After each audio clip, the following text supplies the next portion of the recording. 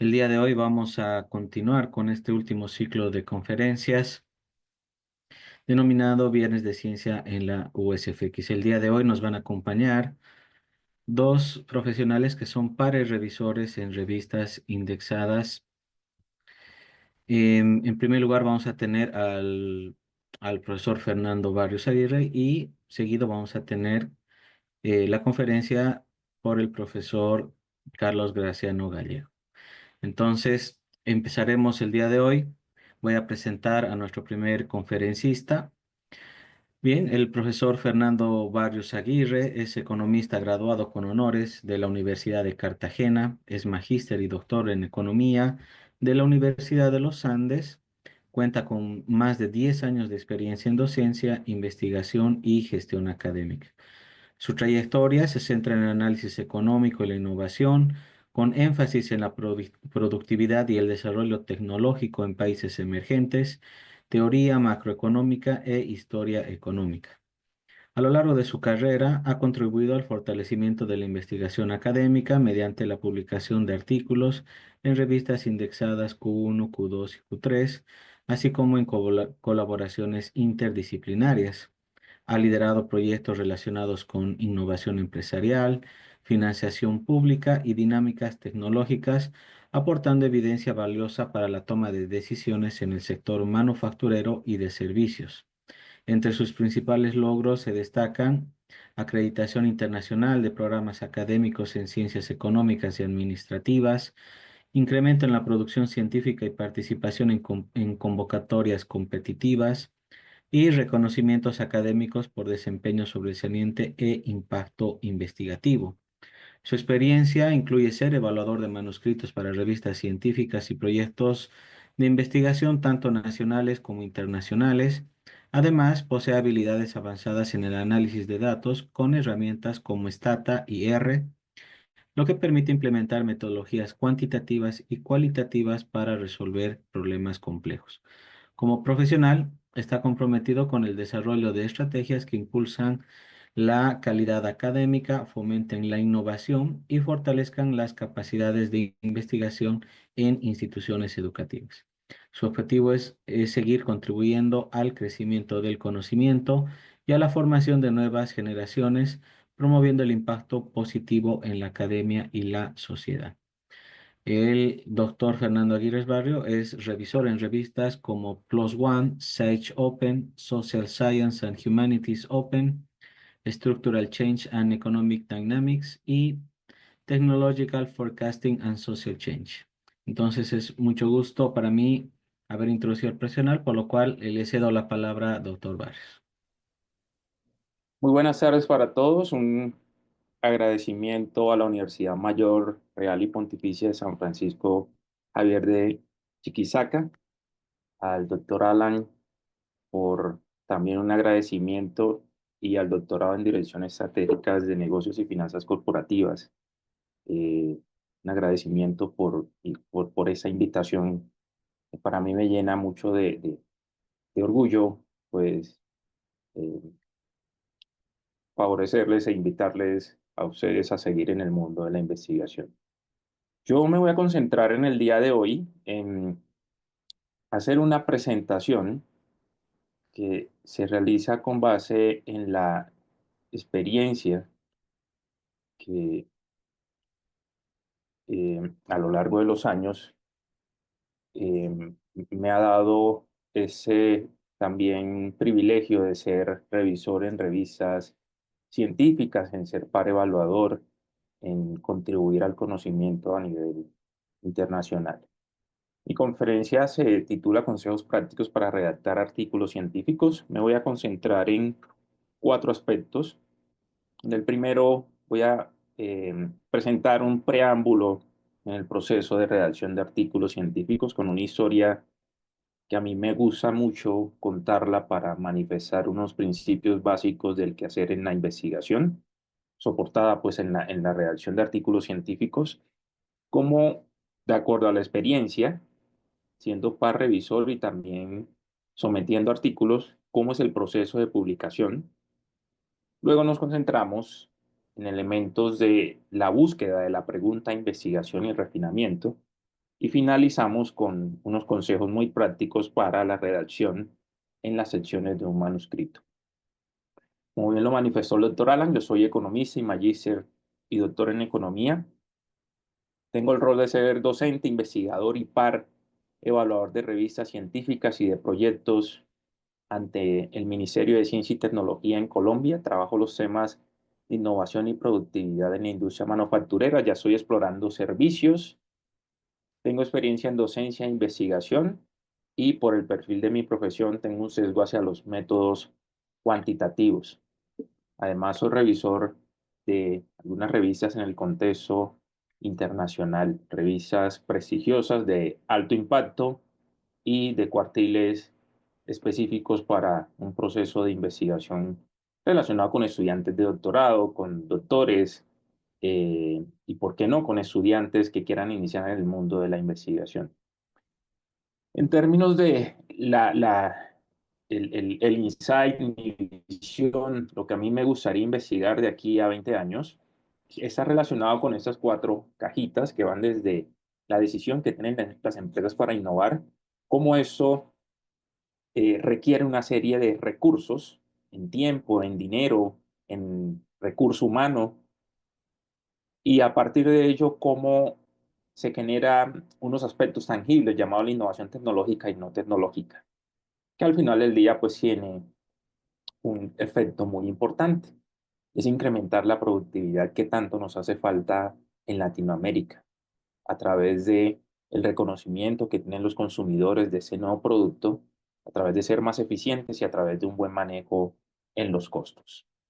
Teniendo esto en cuenta, quiero brindarles entonces unos consejos prácticos para escribir y redactar artículos con base pues en mi experiencia como autor, como revisor, y en compañía de editores en revista de campos, a partir de lo que se realiza dentro del proceso, cómo se redacta y cómo se debe publicar en este tipo de procesos de investigación aplicada. Lo voy a relacionar mucho con la investigación económica, por en parte tiene que ver con los negocios, las finanzas corporativas, por supuesto. Son simples contribuciones y lo realizo con base en las lecciones, experiencias, rechazos, aceptaciones, por supuesto, que se generan en un proceso de publicación. El ejercicio es aplicado, por supuesto, a estudiantes, graduados y docentes, pero no desmerita también la participación de equipos administrativos en ese tipo de ejercicios, por supuesto. Me voy a concentrar en esa estructura también al final de mi presentación y voy a dar recomendaciones puntuales en cada uno de esos aspectos que son importantes para generar un buen manuscrito y un proceso exitoso en el sometimiento y en la publicación en revistas de cuartiles altos. Voy a utilizar este esquema, por supuesto, en el que me concentraré en un aspecto que es muy importante para un editor y para un referee, que es la introducción y el resumen, sin desmeritar el método, los resultados y una sección que hoy en día está cobrando bastante importancia, em, que es la discusión y las conclusiones del ejercicio. La investigación tiene como principal objetivo la generación de conocimiento y la solución de problemas prácticos. Para eso investigamos.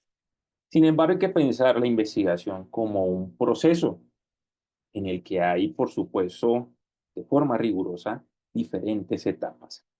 Y no debemos saltarnos ninguna de estas etapas, porque cuando se intenta investigar sin tener en cuenta la investigación como un proceso y se cometen una serie de errores, pues es posible que en alguna de las secciones, como el análisis estadístico o los resultados, generen una falta de validez, confiabilidad e interpretación. Ahora bien, eso no quiere decir que la investigación sea, cumplimos un paso y llegamos al siguiente, ¿no? La investigación, como lo voy a decir más adelante, es un proceso no lineal. Y ese proceso no lineal implica que uno pueda ir depurando o perfeccionando en el ideal de lo que uno sueña con su pregunta de investigación, para poder generar un proceso exitoso en la publicación de un artículo. Aquí hay una pregunta interesante y es: ¿para qué se investiga? Y en esa pregunta pueden existir múltiples respuestas posibles a esa pregunta. Algunas pueden ser de carácter personal, por ejemplo, ¿cierto? Uno puede utilizar eso para alcanzar un reconocimiento, para viajar, para ir a congresos. Otras pueden ser de carácter muy nobles, como las que aparecen aquí, y es que la investigación hace parte del conocimiento, nos hace crecer como profesionales, puede fortalecer una disciplina, por supuesto, y además beneficiar a una población. Y hay unas que pueden ser muy profundas, de significados muy técnicos, por supuesto, son para generar conocimiento útil, fundamentar algunas acciones y algunos requerimientos de política y evitar unos riesgos alrededor de ello, o para fundamentar prioridades que se requieren en el ejercicio, en el resultado que da una investigación, que es el diseño de política y sobre todo en la aplicación de las ciencias sociales. Y algunos lo hacen como yo para divertirse. A mí me gusta mucho la investigación, lo tengo como un propósito de vida, perdón, y como un ejercicio que quisiera realizar para combinar todas estas soluciones que aparecen a la respuesta. No obstante, de todas estas motivaciones que hay, sin duda, para comenzar este proceso de investigación, se requiere una pregunta de investigación y esa pregunta surge en en muchos escenarios. Y de aquí podemos sacar una conclusión interesante y es que la investigación y la publicación son actividades que están íntimamente relacionadas, pero la investigación no termina con la publicación de un artículo científico, que uno se siente muy agradecido cuando una revista pues reconoce esa idea novedosa para el mundo. La investigación termina cuando el lector entiende el artículo, que transita en un indicador muy interesante y son las citaciones que uno tiene de ese artículo. Quiero colocar ese contexto de la pregunta para brindarles también una historia que a mí me inspira a definir esa presentación y es una invitación a no detenerse y a creer en las ideas de investigación. Ese señor que aparece en mi diapositiva se llama George Arthur Akerlof. Él nació por allá en 1940 en Connecticut. Es un economista estadounidense. Fue profesor de economía de Berkeley. eh, Se graduó por allá un doctorado en economía en 1966 y realizó la licenciatura previo en 1962. Así que esa historia que les voy a contar es de los finales de los 60 y principios de los 70. Tiene una gran enseñanza esa historia. Akerlof nos empieza a hablar por allá en su doctorado sobre limones y sobre duraznos. Los limones son aquellos carros de segunda o carros viejos y los duraznos son carros de primera calidad. A los limones también se les llama cacharros para que entendamos un tanto lo que viene eh, en esa historia. Él propone un modelo de información asimétrica que define el mercado de automóviles de segunda mano. Y él nos dice lo siguiente en lo que estaba escribiendo, soñando, pensando en su idea de investigación. Nos dice que en ese ejercicio se da una simetría de información entre el que está vendiendo el coche, el carro de segunda, y el comprador que solo puede observar el precio al que se vende, pero está desconociendo, pues, obviamente, el estado en el que se encuentra el auto. Eso, por supuesto, dificulta la posibilidad de intercambio, pudiendo darse el caso en el extremo en que no llegara a existir un mercado. ¿Y esto por qué sucede? Porque el problema reside en que los que son propietarios de los coches, como los limones y cacharros que estoy presentando acá, intentarán pasar sus vehículos como si estuvieran en buen estado, como si fueran nuevos. ¿Qué hace el comprador? El comprador, al no poder diferenciar las calidades, él evalúa los precios de los autos que están en el mercado y usualmente hace un precio promedio, cuyo precio está por debajo de un carro durazno o de primera calidad. O sea que el consumidor recalcula probabilidades y demás y termina por comprar los autos de segunda mano o cacharros. Esta es la idea que yo creo que es inspiradora y es bastante intuitiva en ese contexto. Estamos hablando de 1962-66, donde a ese señor se le ocurre realizar ese ejercicio y empieza un proceso que para todos es bastante esperanzador y se llama el proceso de sometimiento de los artículos.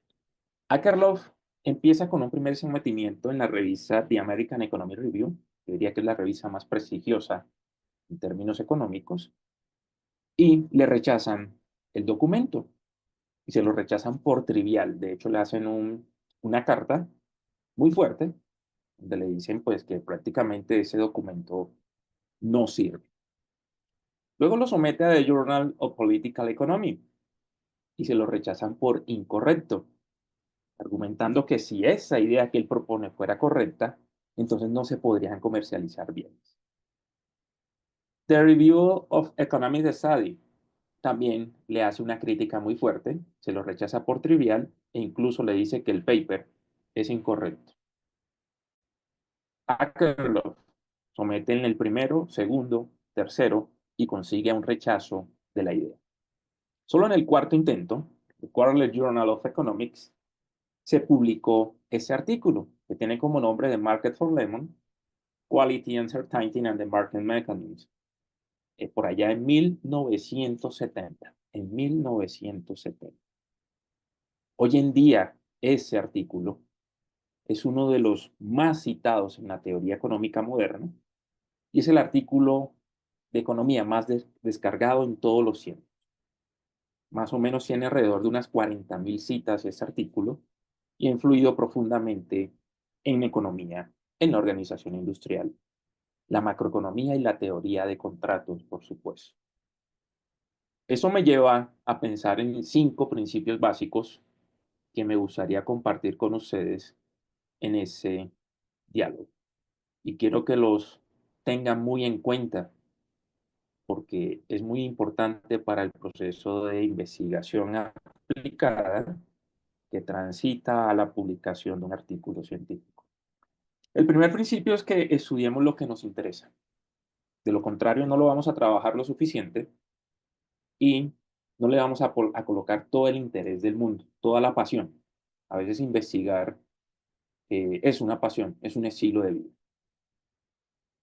Y si uno no siente que lo está trabajando de esa forma, es mejor desistir de esa idea.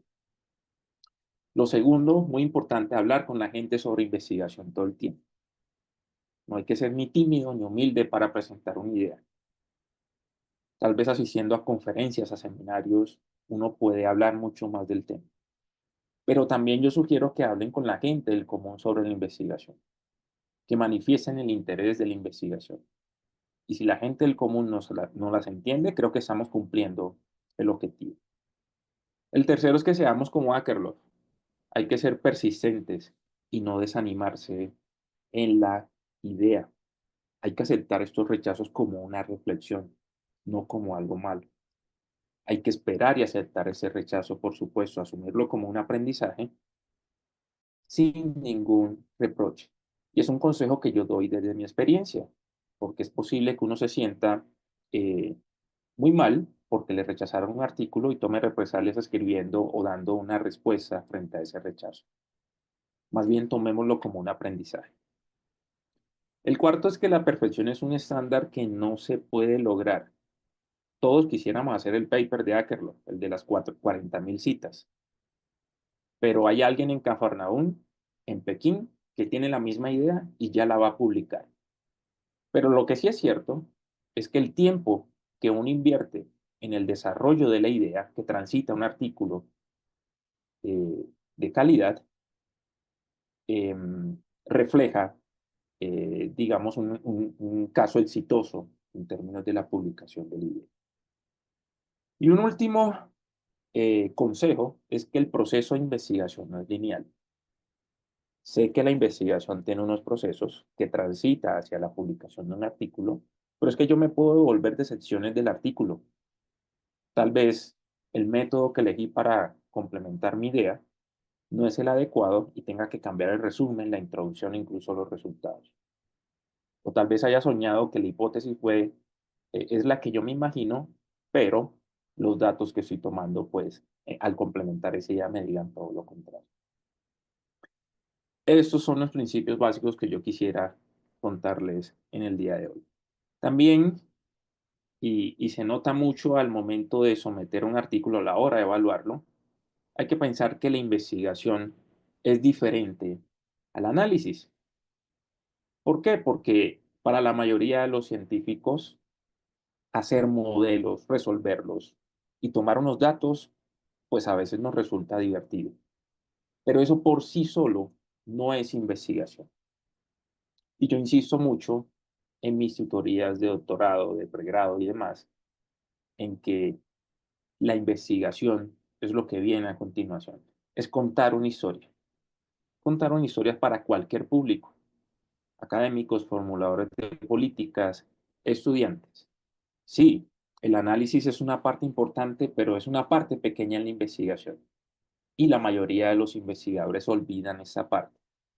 A veces yo escucho preguntas de investigación en las que incluyen la palabra el modelo de o el método de. No, la investigación va mucho más allá. Es contar una historia. ¿Y cómo debemos contar esa historia? Debemos partir de una pregunta que es importante, por supuesto, para el mundo y que es convincente, y que nos permita comprender la disciplina en la que estamos desarrollándola. Por supuesto que hay que reconocer las ideas de otros académicos y cómo respaldamos nuestra historia con ella, y utilizar las herramientas como un complemento a esa historia. Si lo pensamos de esa forma, yo creo que podemos lograr algo nuevo que transita en una idea de investigación, en una pregunta y en una publicación. ¿Cómo se cuenta esta historia? La historia hay que contarla muy bien desde la elaboración oral y desde las estrategias de comunicación. Cuando uno asiste a congresos y a charlas, a veces uno debe utilizar las estrategias de darle a entender el mensaje a las personas como si no fueran expertas, eh, y eso ayuda a comprender mucho mejor el mensaje. Y por otra forma, hay que escribirla muy bien, y hay que escribirla de acuerdo a unos estándares que piden las revistas de calidad, por supuesto. ¿Recuerdan la historia de Akerlof? Akerlof, por insistir, persistir y no desistir en su idea, es un mensaje que les quiero contar también en el día de hoy. Quiero que lo apliquen en sus vidas. Por allá, lo vemos por aquí en la mitad a Akerlof. Acá hay una monedita que dice Alfred Nobel y está al lado de Stiglitz y de Spencer. Este señor, en el año 2001, se ganó el premio Nobel con Stiglitz y con Spencer por el análisis de los mercados de información asimétrica, basado en el paper de Market Problem. Es una invitación a insistir, persistir y no desistir de sus ideas, por más que cualquier persona trate de decir que no es buena la idea. Con ese preámbulo, entonces, quisiera contarles sobre el proceso interno que hay en la publicación en revistas, indexadas en revistas de calidad. Ya sabiendo una idea que hay en que el proceso de investigación está en contar una historia. Y creo que de esa forma también lo buscan los rectores. ¿Cómo funciona el proceso en la publicación? Una tarea preliminar que debemos hacer los investigadores es tomar una decisión. Una vez que uno tenga el paper, uno examina a nivel mundial qué revistas son las adecuadas para la investigación, y con eso debemos averiguar si las revistas publican el artículo que yo estoy generando, qué tipo de sesgos hay. Por ejemplo, si yo hice un artículo cualitativo, pero el sesgo es cuantitativo, ¿tendré alguna probabilidad de que el artículo sea aceptado? Una invitación también que yo les doy en el proceso de someter artículos es que sean ambiciosos, pero no desperdicien el tiempo ni de la revista ni el de los demás. Yo a veces trato de someter, haciendo un ejercicio de sensatez, sabiendo que mi artículo es Q3, lo someto a una revista Q2, en parte para aprender de esos aprendizajes que me puedan mostrar los referees de una revista Q2. Antes de la presentación, un asesoramiento con colegas y amigos creo que es muy importante. Hay un ejercicio que yo les recomiendo también, que son ejercicios de fogueo. Uno puede presentar en artículos en los Facebook e Instagram de los investigadores. Los investigadores no publicamos en estas redes, perdón, fotos, sino que publicamos artículos o artículos que van en proceso, working papers. Y de ahí uno puede obtener un buen feedback y poder, de alguna manera, em, refinar un poco la historia que estamos contando. Les recomiendo esas páginas: ResearchGate, Academia, el pasaporte a nivel mundial que tenemos los investigadores, que es la tercera, el ORCID, y un caso particular en Colombia. En Colombia tenemos un sistema de información que recopila a los investigadores, a los grupos de investigación y los clasifica eh, de acuerdo a su producción bibliográfica, a su formación en talento humano, a sus actividades de apropiación social del conocimiento, y los categoriza y eso pues da una idea para el ejercicio. ¿Cómo funciona el proceso internamente? Una vez que se somete el artículo, hay un editor y van a haber unos pares revisores internos a la revista. El editor le llegarán 100 papers y de esos 100 papers él pasará 90 a la izquierda y 10 los pasará a la derecha. ¿Sí, David? Ok. Un editor entonces va a mirar el paper y va a decidir si lo envía a pares o no, generando eso de rechazo de escritorio. Es el ejemplo que les estoy dando. Llegan 100 papers, el editor pasa 90 a la izquierda y 10 a la derecha. Se queda con esos 10, los 90 los rechaza y los 10 los pasa a un proceso de revisión de pares. Para tomar estas decisiones inmediatas, los editores no se leen todo el documento. Los editores usualmente se leen dos secciones del documento, que vamos a refinar en el día de hoy: el resumen y la introducción. Y dentro del resumen y la introducción, pues se va a buscar varios aspectos. Si la investigación que se propone es interesante, es novedosa e importante, si cautiva los intereses de la revista y si es escrito y comunicado de forma competente y ejecutado de manera competente. Estas decisiones pueden tomar entre un día y entre un mes. Yo reconozco que los editores se están demorando un poquito más. Les recomiendo también que no discutan con los rechazos de escritorio. En el universo de posibles revistas en el que usted pueda someter su idea, pues uno toma la experiencia de ese rechazo y la puede postular a las otras 50 que están disponibles. Por lo tanto, yo creo que esos rechazos no son malos resultados, sino es un ejercicio de reflexión y de refinar la historia para poderla publicar posteriormente en otra revista. Un ejercicio de calentamiento que yo les sugiero para eso es que siempre que tengan su idea de investigación con un título y un resumen y unas palabras claves, bien refinados, ustedes pueden utilizar estos tipos de buscadores de las revistas especializadas o del conglomerado de revistas especializadas. Elsevier, Springer, Wiley tienen ese tipo de buscadores donde solo colocar el título y el resumen les va a brindar un mundo de revistas para que ustedes empiecen el proceso de sometimiento. En esas revistas ustedes pueden encontrar unos indicadores que son importantes, como los factores de impacto, por ejemplo, esa relación que hay entre publicaciones que llegan a la revista versus citaciones. Está esta tasa de rechazo, es decir, de cuántos papers le llegan al editor, cuántos rechaza y cuántos acepta. Y están los tiempos de decisión de la revista. con 40, 50 revistas que nos salgan sobre nuestra temática, pues podemos tomar una decisión de acuerdo pues a los costos y a los tiempos que se tienen previstos en la planificación interna pues de un centro de investigación o universidad. Esto es lo que sugieren estos buscadores, título, abstract, unas palabras claves, y también nos van a brindar estos buscadores una información de si la revista es de acceso abierto o es a través de suscripción. Cuando el artículo está bajo revisión, ¿qué debemos hacer? Pues hay que esperar. Hay que esperar entre 2 a 5 meses, que es lo más típico. Seguro se van a eh, recibir unos informes de árbitros y una carta de decisión. Y usualmente el editor va a rechazar el trabajo porque las tasas están entre el 10 y el 20%.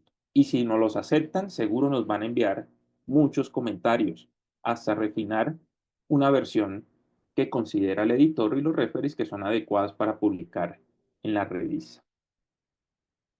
Uno puede recibir muchos comentarios, resolverlos dentro del paper y es posible, me ha pasado, les confieso, que al final del día nos rechacen el artículo, simplemente porque la revisa en su reserva, pues mantuvo esa decisión de no aceptarlo. Todo el proceso lleva más o menos medio año, desde que uno presenta el artículo a la revista, es decir, el sometimiento, hasta que culmina en la publicación del artículo. Cosas que debemos saber dentro del ejercicio, y es que en el proceso de rechazo, la principal razón por la que se rechaza es porque no hay una clara contribución. El editor no vio la importancia de la pregunta ni la novedad que hay en el análisis de la pregunta. Otra muy vergonzosa es la mala escritura, que confunde al revisor, que difumina las contribuciones. Así que hay que hacer muy bien el resumen y la introducción. Y una peor es que, además de journal, es que estemos haciendo un análisis para un municipio en específico y la contribución sea para todo el país. Son contribuciones o conclusiones que no se desprenden del análisis. Y podemos contar con la mala suerte Eso tienes que apretar. que el referee, ¿sí? El referee sea experto en el tema, haya escrito mucho del tema y ustedes no lo hayan citado. Entonces, eso nos va a generar un enojo al referee y es posible que nos rechacen el artículo. Referencias no citadas, referencias no citadas. ¿Qué debemos investigar? Dentro de la sensatez, en el desarrollo de nuestra investigación y en el reconocimiento del estado del arte, dependiendo del aporte teórico que realicemos y actuando bajo la sensatez, debemos elegir en qué tipo de cuartil deberíamos publicar. Por ejemplo, si hacemos réplicas, imitaciones o copias, entre una Q4 y Q3 sería lo idóneo. Si aportamos a algo que ya es existente, una explicación existente, creo que hasta una Q2 podría ser idóneo.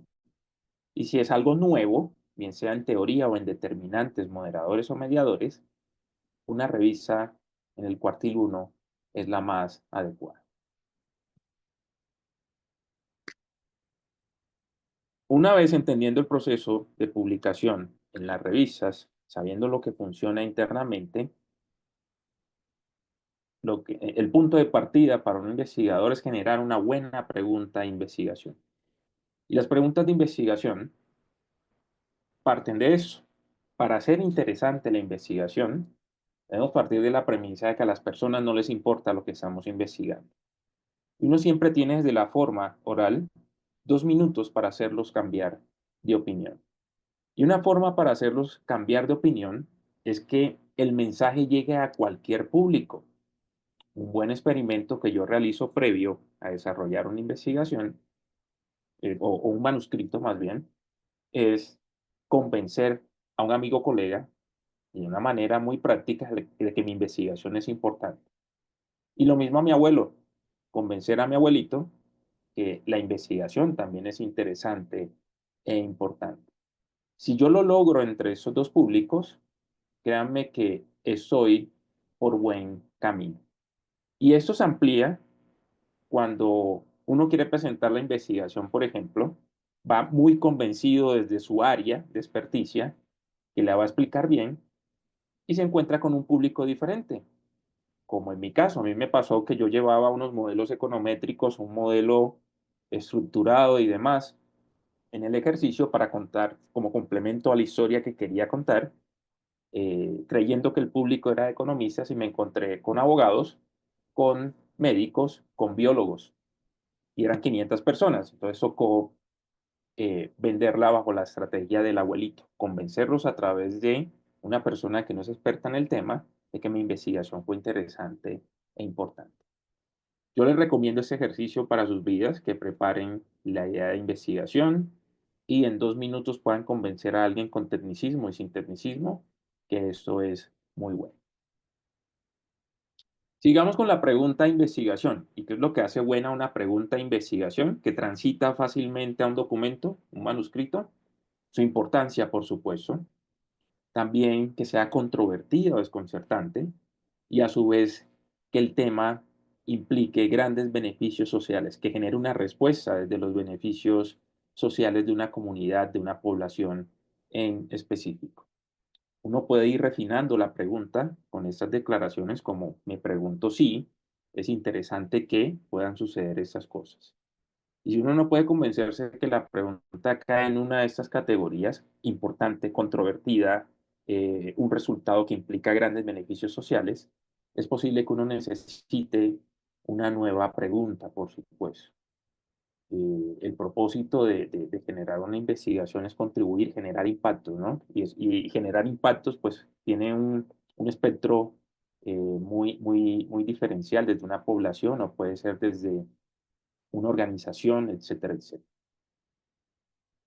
Un ejercicio útil que yo les recomiendo en una pregunta de investigación es en el refinamiento.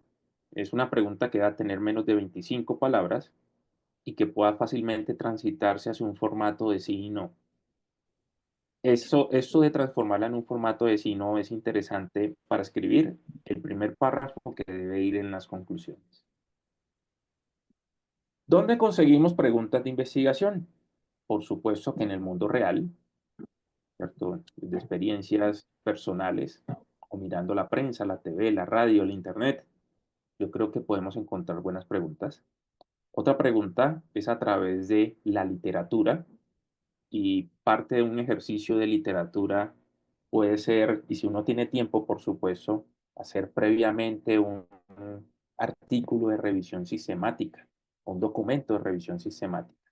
Eso nos permite que encontremos en ese ejercicio cómo se clasifica la literatura y eso nos lleva a encontrar un claroscuro donde podemos ubicar una nueva pregunta de investigación y a su vez reconocer los desafíos y las estrategias de personas que han escrito alrededor de una pregunta muy similar.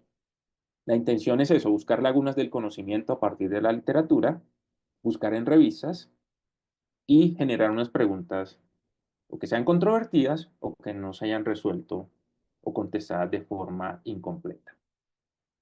Una tercera forma de buscar buenas preguntas es a través de la extensión de un paper. Yo recomiendo en esa parte buscar un artículo que a uno le cautive en la lectura y en la temática de experticia para que podamos tomarlo como referencia. Detrás de eso hay un concepto y es el concepto de validez externa, ¿no? Básicamente, si funciona en Colombia, podría funcionar en Bolivia, de acuerdo a la misma teoría. Si funciona en Estados Unidos, podría funcionar en países emergentes. Es una buena recomendación para refinar y buscar preguntas de investigación.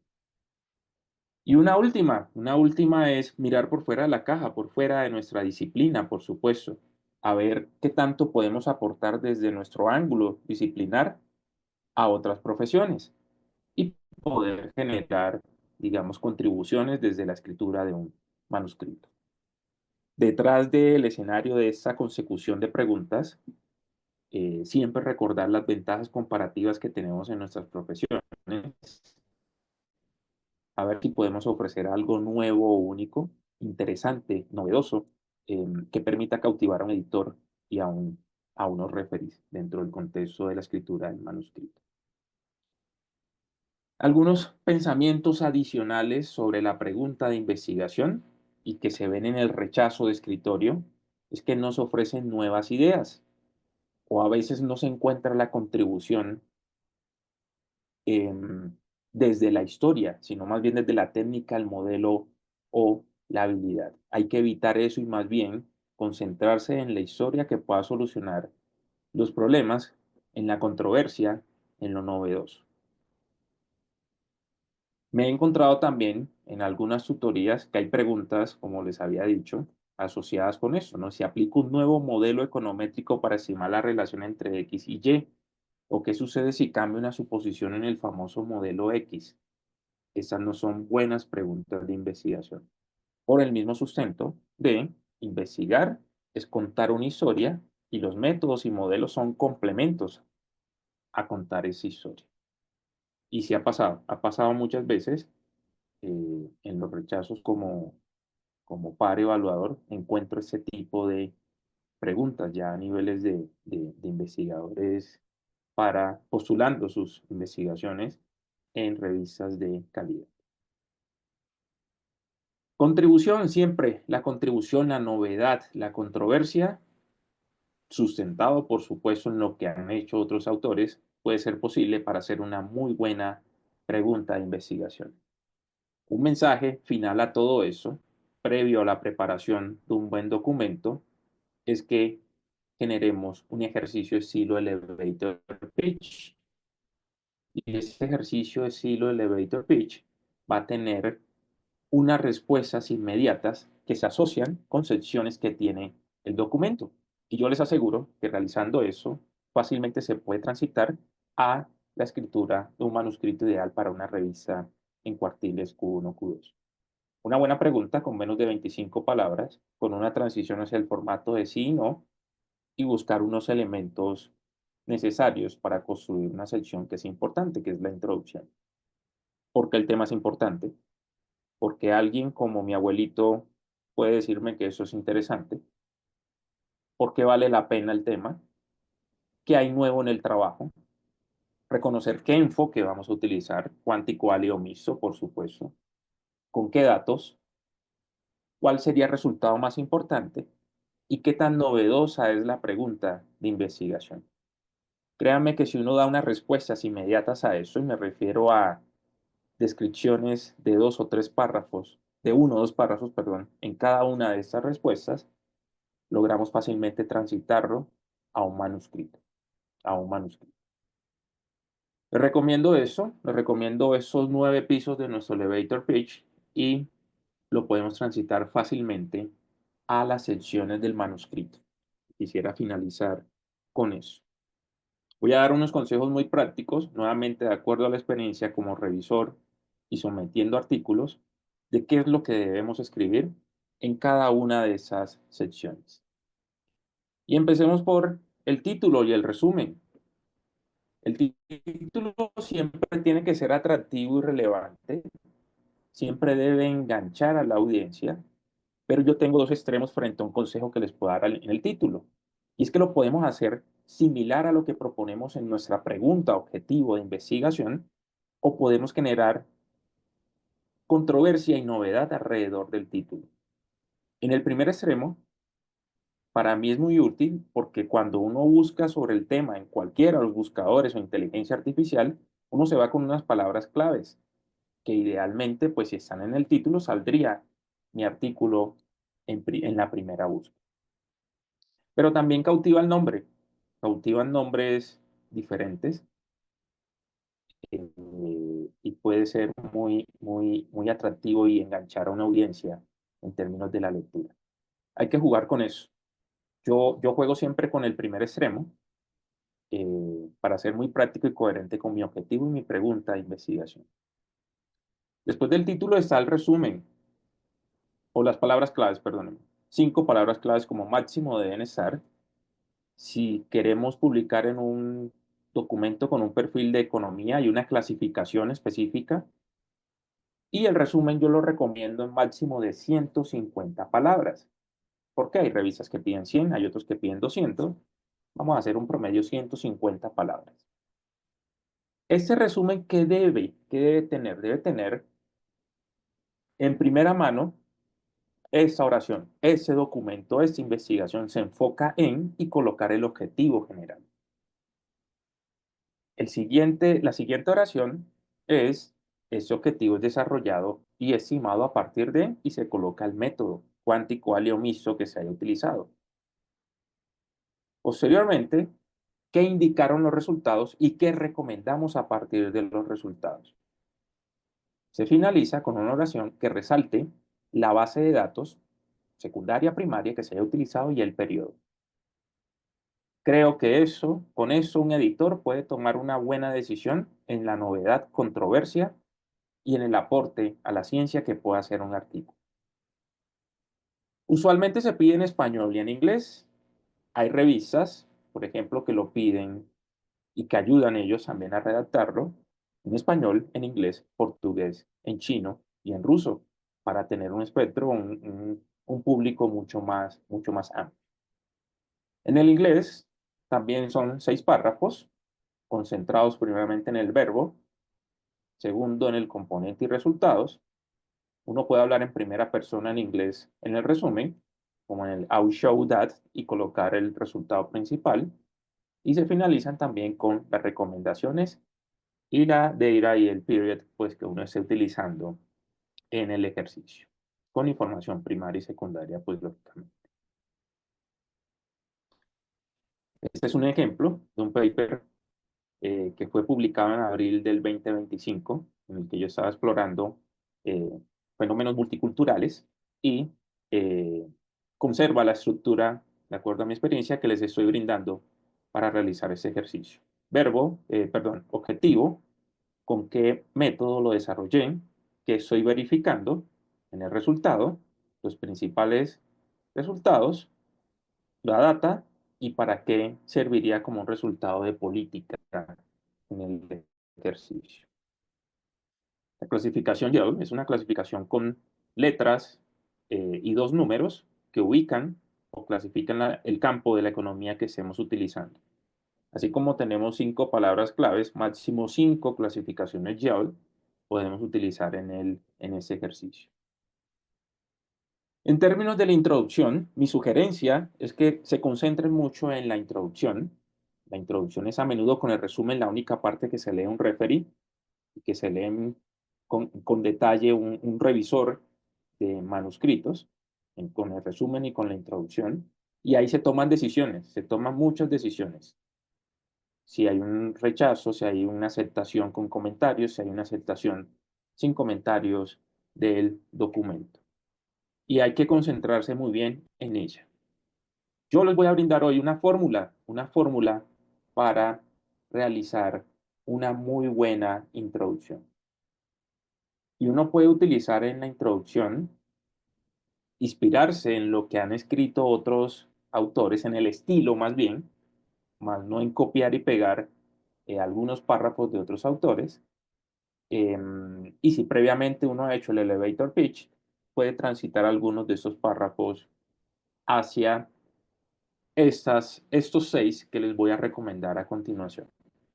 Una buena introducción en ese tipo de revistas debe tener un párrafo principal en el que se muestre, actúa en sistema de embudo primero. Y este sistema de embudo mostramos primero porque el tema es general e interesante y porque alguien que no está en la disciplina puede pensar que eso es importante. Ambientado con bibliografía relacionada pues a nuestra temática. La segunda, y es la que siempre estamos buscando los pares, es colocar la pregunta específica de investigación. Si no quieren colocar la pregunta, colocan el objetivo de investigación.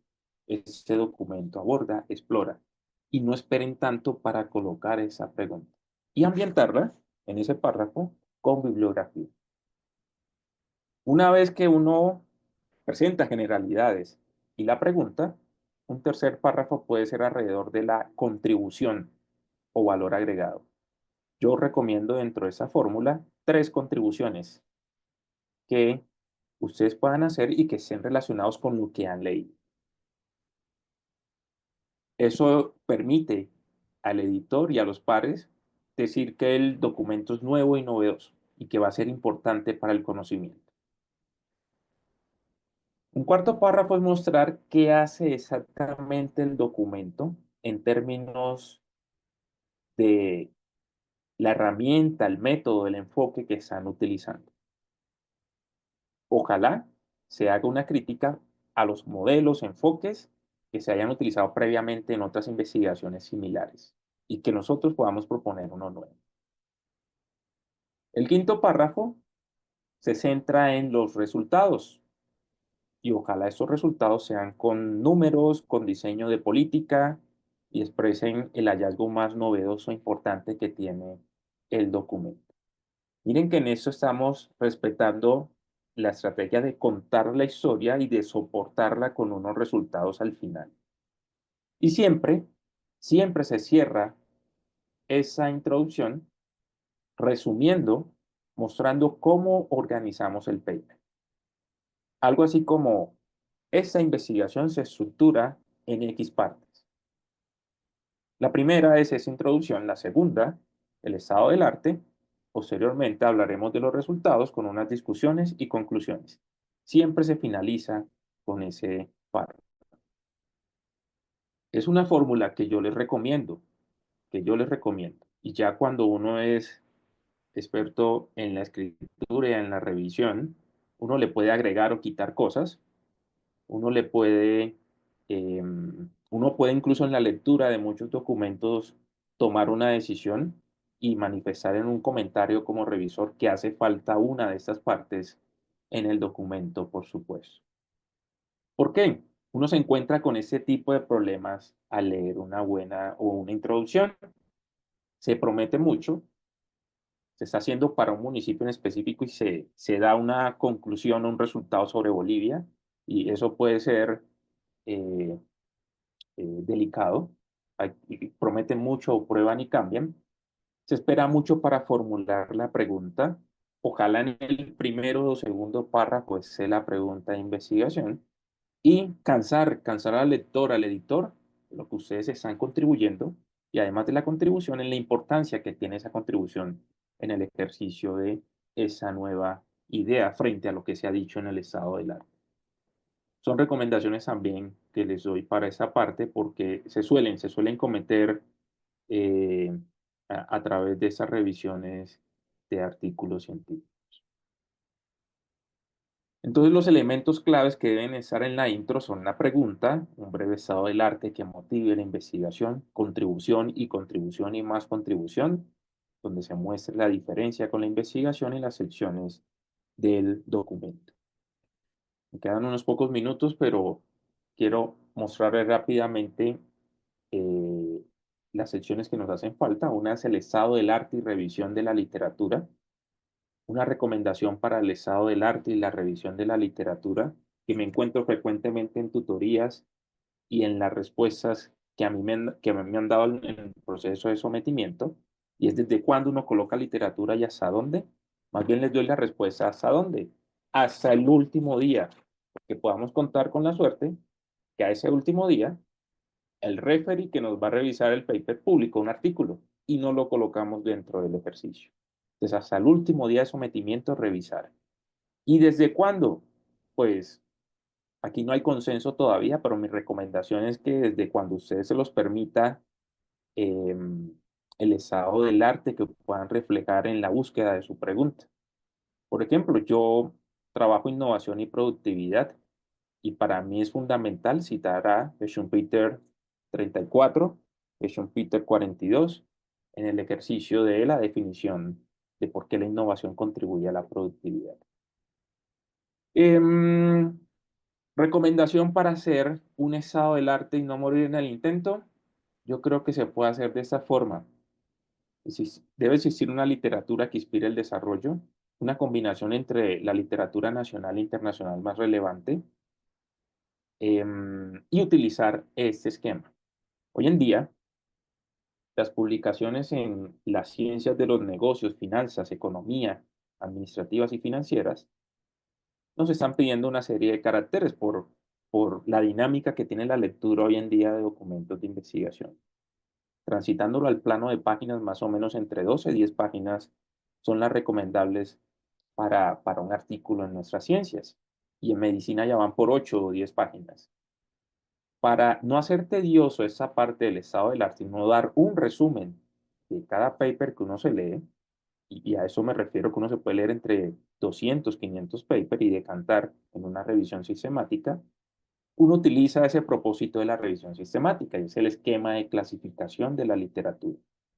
Básicamente, a través de esa combinación de literatura nacional e internacional, uno puede evidenciar cómo se clasifica la literatura, desafíos y estrategias que hay alrededor de ella. O sea que deben existir más o menos un esquema en eso. Yo usualmente lo hago en Excel, aunque la inteligencia artificial nos puede ayudar un tanto, pero lo hago con un propósito también y es conocimiento de todo lo que estamos leyendo y es generar unas columnas con una al final que diga el resultado principal. Y eso a mí me permite tomar una decisión en mi clasificación de la literatura, en A, en B, y no solo eso, me permite también ubicarme a mí en qué me voy a diferenciar. Si voy a hablar de A, alrededor de mi pregunta, de B, o si voy a proponer algo que se llama C dentro del ejercicio. 6 párrafos deben estar en un buen estado del arte. Uno que introduzca la clasificación, un párrafo 2 y 3 que clasifique la literatura, los que dicen A, ¿por qué lo dicen? Citando, por supuesto, los que dicen B también, un párrafo que diga, y yo me voy a diferenciar en eso, y considero en un párrafo 5 que va a ser importante diferenciarse por eso y eso. Hay un párrafo opcional, y eso yo le soy sensato, es de acuerdo a lo que nos pida un referee, y es que con tanta lectura que uno genera en el desarrollo de un manuscrito, uno puede ser capaz de plantear una hipótesis, con base en lo que han dicho la literatura o lo que uno va a generar dentro de la pregunta de investigación. Uno puede utilizar los recursos de la inteligencia artificial como un complemento, más no como una herramienta que nos haga la tarea en la búsqueda y síntesis de literatura, en verificaciones de citas, por ejemplo. Litmaps puede ser un buen ejercicio para eso.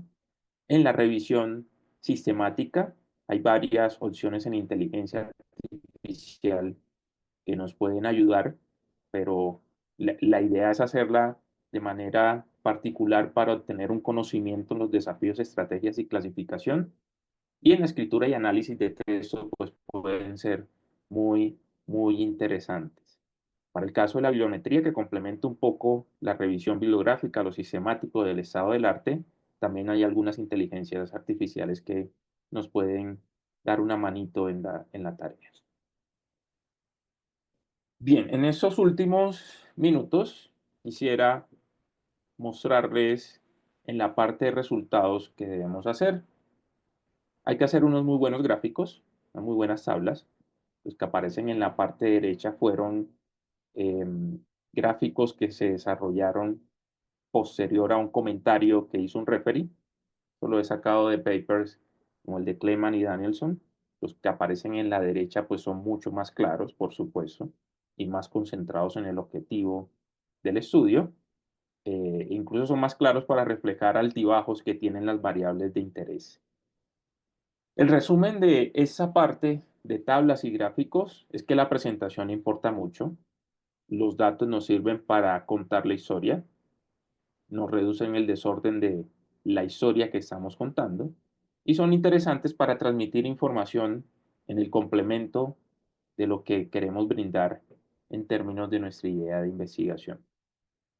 En los resultados, sobre todo en el sesgo cuanti que yo tengo de mi profesión, hay que describir detalladamente los datos, hay que manifestar a la luz de los datos la descripción de mis variables. Es posible que para mí innovación sea una cosa, pero para otros investigadores sea en el detalle de un concepto que proviene de una teoría específica. Entonces hay que declararlos muy bien en esa parte de resultados. En el resultado, uno debe jugar con 3 tablas, en resumen. Una tabla que nos muestre la estadística descriptiva, otra tabla que nos muestre las correlaciones y una tercera tabla que gira alrededor del método que tomamos como referencia para complementar la idea que estamos mostrando. Las discusiones por supuesto deben concentrarse en los resultados que se obtienen del estudio, en el contraste con la literatura y en destacar la relevancia de los hallazgos. Responde a una pregunta específica o a varios objetivos y es explicaciones de los resultados, de comparar estudios previos, de explicar explicaciones teóricas a la luz de los hallazgos que realizamos y de exponer y de proponer líneas futuras alrededor de lo que estamos investigando, complementado con lo que se utilizó en los resultados. Finalmente, en las conclusiones debe estar esa respuesta de la pregunta en el formato de sí y no, como primer párrafo. Debe posteriormente desarrollarse un breve resumen del documento con unos ejercicios de interpretación y, por supuesto, reconocer que toda investigación tiene una limitación y que puede proponer, con base en ello, unas futuras investigaciones. También en el desarrollo de las conclusiones una implicación para la profesión y para lo que nos brinda el resultado de la pregunta de investigación creo que es muy interesante. En suma, una buena, un buen manuscrito debe tener un título que cautive en los extremos, un resumen en el que se concentre el objetivo, las hipótesis y resultados, una intro que tenga una breve introducción a la pregunta, una motivación, resaltando los resultados y las contribuciones. La literatura se debe hacer en un esquema de clasificación, combinando ejercicios nacionales e internacionales, pero también reconocer que alrededor de esa literatura nosotros nos vamos a diferenciar y vamos a aportar en algo nuevo, que es lo que busca un buen manuscrito de esos. Los datos deben describir la información, por supuesto. Nos debemos concentrar en tres tablas básicamente, descriptivas, correlacionales y la del método en específico. Los resultados deben ser los más explícitos posibles y coherentes con tablas y gráficos. De ser posible, uno puede, a la luz del modelo que está tomando de referencia, especificar el contexto de la investigación. No deben faltar las tablas. Los gráficos deben ser entendibles. Las conclusiones deben ser precisas, resaltando el objetivo. Y algo que no mostré como sección, pero la bibliografía es importante. No está de más recomendarles evitar el plagio y utilizar el esquema de referenciación que sugiere la revista. Hay revistas como Plus One, una revista que es Q1, que nos piden al estilo Vancouver y no al estilo APA. Hay revistas que nos pueden pedir MLA, Chicago. Hay que estar preparados para transitar la referenciación que hemos hecho en nuestro documento, transitarla a ese tipo de esquemas, que son fáciles pues también de realizarlos. Finalizo con eso. Una vez que tenemos las secciones y demás, ¿qué debemos hacer? ¿Recuerdan esos finders que les dije? Creo que es una muy buena recomendación para utilizarlos y para tomar una buena decisión en qué tipo de revistas podríamos publicar. También en Eshimago, Clarivate, WOS, Easy, se toman unas buenas decisiones y pues vamos a tener un volumen más grande pues de decisión al momento de someter nuestro artículo. Con eso quisiera terminar hoy mi intervención, nuevamente agradeciéndole a la universidad por este espacio, al doctor Alan y al doctorado de Dirección Estratégica de Negocios y Finanzas Corporativas. Les dejo mi correo si hay alguna duda o comentarios, pero también sea el momento para escuchar algunos comentarios y algunas preguntas. Muchísimas gracias. Bien, muchas gracias por habernos compartido su experiencia como revisor, profesor Fernando Barrios. Decirles a los presentes que por favor estoy administrando aquí las preguntas, me lo pueden escribir por el chat para que pueda transmitírselas al profesor. Profe, una consulta es respecto a su experiencia. pues indican, de acuerdo a su experiencia, cuáles son los errores más frecuentes que ha encontrado en la revisión de artículos. Los errores más frecuentes en la revisión de artículos, pues algunos pueden estar relacionados con, me voy a concentrar en la introducción.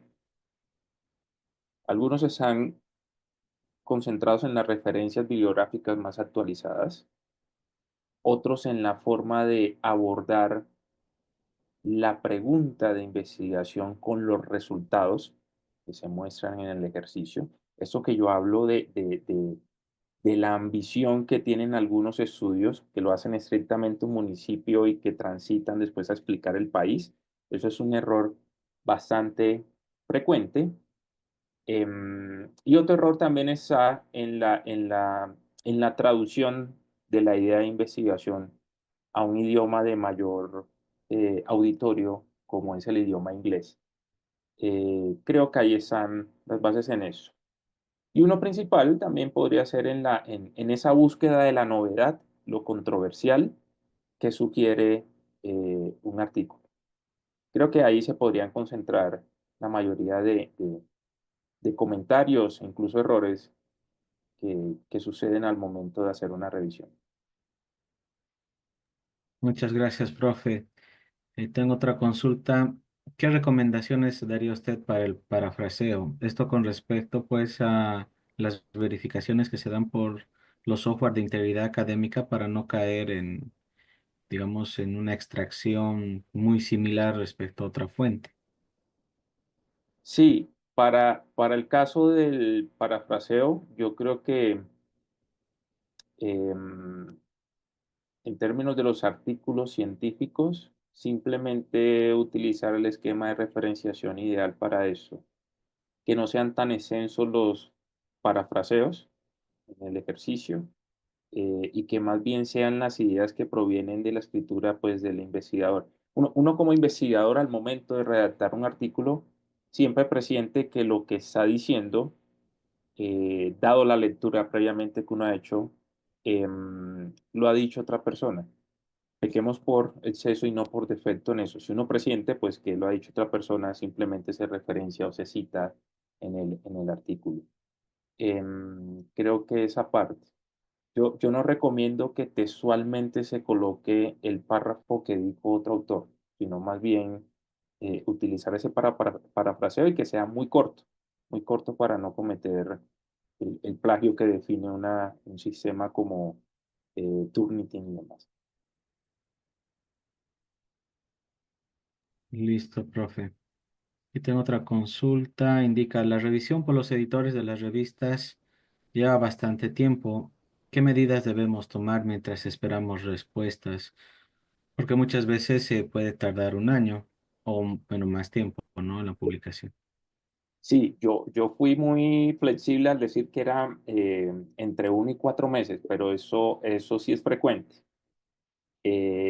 Y yo la tarea que realizo como par revisor para eso es dar una respuesta inmediata. Yo me puedo tomar un día leyendo el documento e incluso dando una respuesta de acuerdo a los estándares que va pidiendo la revista en la labor de referee, ¿no? Las revistas, para contarle lo que hay detrás, tienen unos ítems en el que uno sugiere o no sugiere que el artículo cumplió con los objetivos propuestos en cada ítem. ¿Y en qué tiene que ver eso? Con las secciones que le expliqué del documento. Miren que eso es a nivel mundial, ¿no? Una revista como Sage Open le llega mucho artículo, y me imagino la labor del editor. Yo aquí les hice el ejemplo con 100 artículos, pero es posible que le lleguen mucho más a esos editores y sí, yo creo que la respuesta inmediatamente es esperar. Hay que esperar, como lo dije en mi presentación, porque no queda de otra, no queda de otra. Uno no puede someter el artículo y someterlo en otra revista simultáneamente porque ¿qué tal que las dos revistas lo publiquen? Entraría uno ahí en un conflicto. Entonces mi respuesta es, con toda la sensatez, yo creo que hay que esperar. Hay que esperar porque sí se están demorando bastante. Y es en la decisión seguro del editor. Piensen en la labor extensa que tiene el editor, ¿no? a veces el editor debe buscar referees y los referees se demoran 20 días y les dicen que no. Entonces, ahí se va perdiendo un tiempo muy, muy interesante. Muchas gracias, profe. Em, pues aquí hacen una consulta adicional y digamos que indican si los revisores tienen conocimiento de si el autor de un documento presentado ya ha publicado anteriormente, es decir, si hay un backup de información, pues al momento de las revisiones. Si el autor, perdón, si los revisores tienen conocimiento de quién escribe el documento, no, Sí, eso al igual que los pares es ciego. Entonces a nosotros nos llega el documento sin el nombre de los autores. Lo que puede hacer un revisor juicioso, y aún así no sabría quiénes son los autores, es revisar si el manuscrito está asociado con un preprint. Recuerden que los preprints son manuscritos que se publican sin una revisión de pares, sin una revisión de pares. Entonces, un revisor muy juicioso y con buen tiempo podría hacerlo, podría buscar el título de la investigación y revisar desde ahí quiénes son los autores del documento. Pero yo creo que la mayoría no lo hacemos, no lo hacemos. Lo que nos vamos es hacia el manuscrito que nos llega sin autores, y con base en ello hacemos una revisión, yo diría que imparcial del documento. De igual forma, uno como referee también tiene esa opción dentro de los ítems de la revista. Si uno quiere colocar el historial de comentarios que realizó, em, y no recuerdo si uno puede colocar en un botoncito si quiere que los autores sepan quién le revisó el documento. No, creo que es lo primero. Creo que uno le puede dar clic en el historial de comentarios que hizo en el ejercicio. Porque hay algunas revistas que mantienen ese sistema de pares ciegos, ¿no? Que es como se llama. sí tiene mucha razón, profe.